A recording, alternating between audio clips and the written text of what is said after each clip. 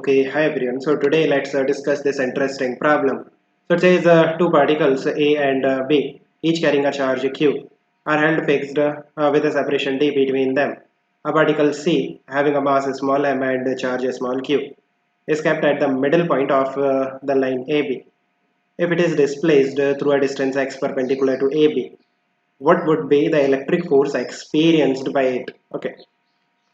So what is given हमारे पास दो particles हैं ये पार्टिकल ए है एंड यहाँ पे पार्टिकल बी है एंड इन दोनों के बीच में जो डिस्टेंस है दैट इज डी एक और पार्टिकल है पार्टिकल सी राइट जो कि मिड पॉइंट पे है ए बी के so kind of this distance will be D by two और ये डिस्टेंस भी कितना होगा D by two A and B पे जो चार्ज है वो क्यू है कैपिटल क्यू एंड सी पे जो चार्ज है that is small Q so you can सी इस पोजीशन पे जो नेट फोर्स होगा सी पे वो जीरो होगा लाइक जो पार्टिकल ए है वो पार्टिकल सी को रिपेल करेगा इस डायरेक्शन में फोर्स लगेगा एंड पार्टिकल बी भी पार्टिकल सी को रिपेल करेगा इस डायरेक्शन में फोर्स लगेगा बट जो नेट फोर्स है पार्टिकल सी पे इस पोजीशन पे जीरो है नाउ ए बी के परपेंडिकुलर एक लाइन ड्रॉ करो एंड इस लाइन में हम पार्टिकल सी को डिस्प्लेस करते हैं और ये जो डिस्टेंस है ना ये आपको एक्स गिवन है राइट तो अभी नेट फोर्स की अगर हम बात करते हैं देन जो पार्टिकल ए है वो पार्टिकल सी को रिपेल करेगा सो इस डायरेक्शन में जो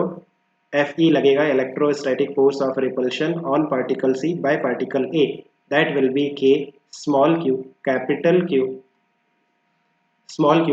क्यू डिवाइडेड बाय डिस्टेंस का स्क्वायर ये एक्स है ये डी बाई टू है ये राइट एंगल ट्रायंगल है राइट एंगल ट्रायंगल का hypotenuse under root of x square plus D square by four by Pythagoras theorem now distance का square ले लो सो हाइपोटेनियस का square so it will be x square plus D square by four right एक force और लगेगा particle सी पे bye particle B जो particle B है वो पार्टिकल सी को रिपेल करेगा सो इस डायरेक्शन में electrostatic force of repulsion on particle C by particle B वो भी सेम होगा ना एफ ई ही होगा लाइक उसका जो मैग्नीट्यूड होगा k small Q capital q divided by x square plus D square by four ही होगा बिकॉज यू कैन सी ये वाली जो साइड है ना ये भी x square plus D square by four होगी आप सिमेट्री से भी कह सकते हो और यू कैन से कि ये एक्स है और ये डी बाई टू है एनीवे नाउ नेट फोर्स की अगर हम बात करें सो दो फोर्सेस एक्ट कर रहे हैं सो उनका रिजल्टेंट आप कैसे फाइंड आउट करोगे आपको कंपोनेंट्स लेने पड़ेंगे सो एक वर्टिकल डायरेक्शन में और दूसरा हॉरिजॉन्टल डायरेक्शन में इन दो डायरेक्शन में हम कंपोनेंट लेंगे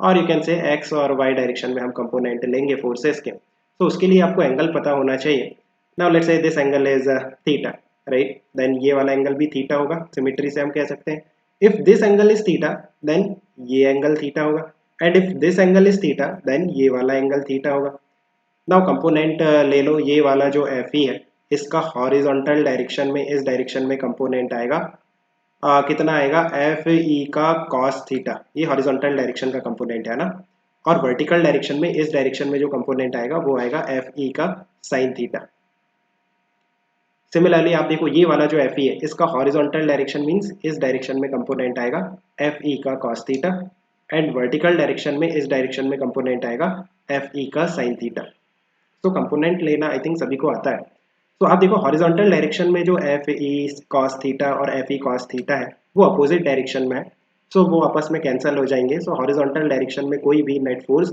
नहीं आएगा वर्टिकल डायरेक्शन में जो एफ ई साइन थीटा और एफ ई साइन थीटा है वो आपस में ऐड हो जाएंगे बिकॉज वो सेम डायरेक्शन में तो जो नेट फोर्स आएगा ना वो आएगा टू एफ ई का साइन थीटा और ये किस डायरेक्शन में वाई डायरेक्शन में सो वैल्यूज पुट कर दो टू एफ ई का जो वैल्यू है के small Q capital q divided by x square plus D square by four और साइन थीटा कैसे फाइंड आउट करोगे साइन थीटा आप ये वाला ट्रायंगल देखो ये वाला जो ट्रायंगल है राइट एंगल ट्रायंगल इसमें ये थीटा है right opposite by hypotenuse that is sine theta so opposite side X है और हाइपोटेनियस है under root of x square plus D square by four so sine theta will be x divided by under root of x square plus D square by four तो यहाँ से जो net force आ रहा है ना net force that is simply K twice of K small Q capital Q x divided by x square plus D square by four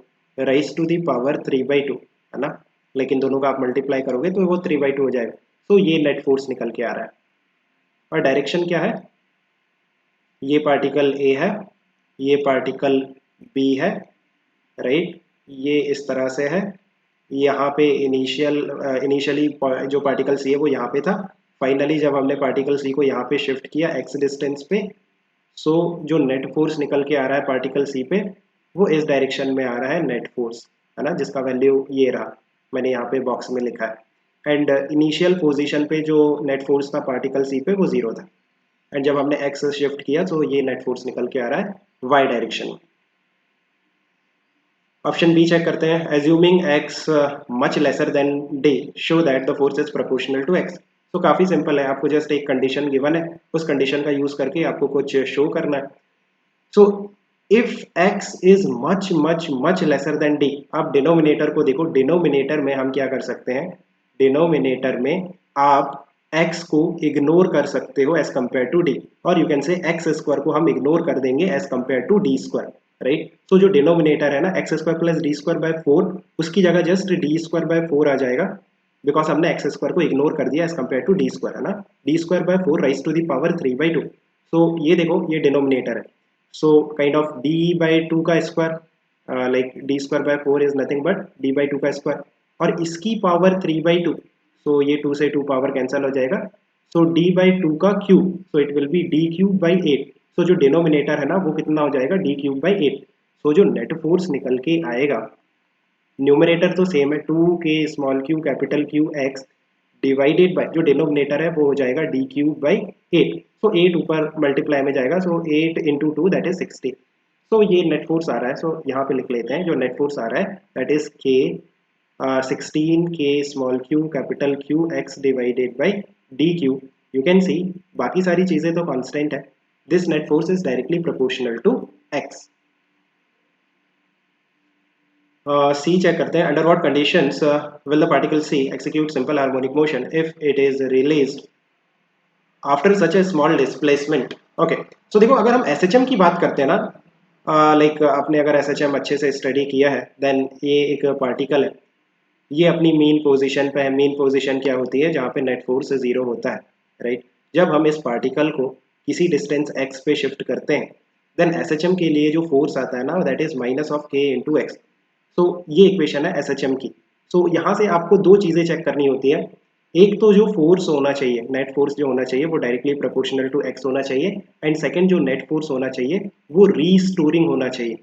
like ये जो minus sign है ये क्या रिप्रेजेंट करता है कि जो फोर्स है वो डिस्प्लेसमेंट के अपोजिट है। सो जो फोर्स है ना वो हमेशा रीस्टोरिंग आएगा, हमेशा मीन पोजीशन की तरफ आएगा। अगर आपने इस तरह से इस पार्टिकल को एक्स डिस्टेंस पे शिफ्ट किया, देन जो नेट फोर्स आएगा ना वो इस तरह से नेट फोर्स आएगा directly towards the mean position, उसे ही हम रीस्टोरिंग फोर्स कहते हैं। सो यहाँ पे आप चेक करो कि जो नेट फोर्स आ रहा है ना वो रीस्टोरिंग नहीं आ रहा है, राइट। वो किस डायरेक्शन में आ रहा है, ऊपर की तरफ। लाइक हमने उसे ऊपर की तरफ एक्स शिफ्ट किया, बट वो जो नेट फोर्स है वो मीन पोजीशन की तरफ नहीं है। मीन पोजीशन कौन सा है, this is the mean position जहाँ पे नेट फोर्स 0 है। So net force mean position की तरफ कब होगा, जब इस फोर्स का डायरेक्शन हम अपोजिट कर देंगे। सो काइंड ऑफ ये जो इक्वेशन मैंने लिखी है ना ये अगर निगेटिव हो जाए, देन नेट फोर्स का डायरेक्शन अपोजिट हो जाएगा, directly towards the mean position हो जाएगा। सो ये जो इक्वेशन है इसे आप नेगेटिव करने के लिए आइदर स्मॉल क्यू को नेगेटिव ले सकते हो, और जो कैपिटल क्यू है उसे नेगेटिव ले सकते हो। इनमें से एक चार्ज नेगेटिव होना चाहिए, या तो कैपिटल क्यू नेगेटिव है, लाइक जो ए और बी पे जो चार्जेस है वो नेगेटिव है, या फिर स्मॉल क्यू नेगेटिव है, लाइक जो सी पे जो चार्ज है वो नेगेटिव। इन दोनों में से एक नेगेटिव होना चाहिए। उस केस में जो नेट फोर्स है वो directly towards the mean position हो जाएगा और directly proportional to x already है। So this is the condition for SHM of particle C. और भी कुछ फाइंड आउट करना है। Find the time period of the oscillations if these conditions are satisfied. तो देखो जो टाइम पीरियड हमने काफ़ी बार फाइंड आउट किया है एसएचएम में 2 pi under root of M divided by, यहाँ पे ना प्रोपोर्शनैलिटी कांस्टेंट आता है। ये जो के है ना ये है प्रोपोर्शनैलिटी कांस्टेंट। लाइक ये जो f is equal to minus K X वाली इक्वेशन आती है ना, यहाँ पर जो k है x के साथ जो टर्म है ना प्रोपोर्शनैलिटी कांस्टेंट वो आता है। तो चेक कर लो आप फोर्स की इक्वेशन में जो प्रोपोर्शनैलिटी कांस्टेंट है, x को छोड़ के बाकी जो टर्म बचे हैं 16k small Q capital q divided by d Q, और ये वाला जो k है ना ये 1/4 पाई एप्सिलॉन नॉट है। तो 16 small Q capital q divided by d Q और 4 पाई एप्सिलॉन नॉट। सो ये आपका प्रोपोर्शनैलिटी कांस्टेंट है। सो इसे उठा के पुट कर दो, t is equal to 2 by under root of m by proportionality constant 16 small q capital Q 4 pi epsilon naught और d क्यूब भी है. So ये d क्यूब. So ये आपका टाइम पीरियड निकल के आ गया, right? So I think you have understood. Let me know if you still have any confusion. We can discuss further. Okay, is working out. Best of luck, man.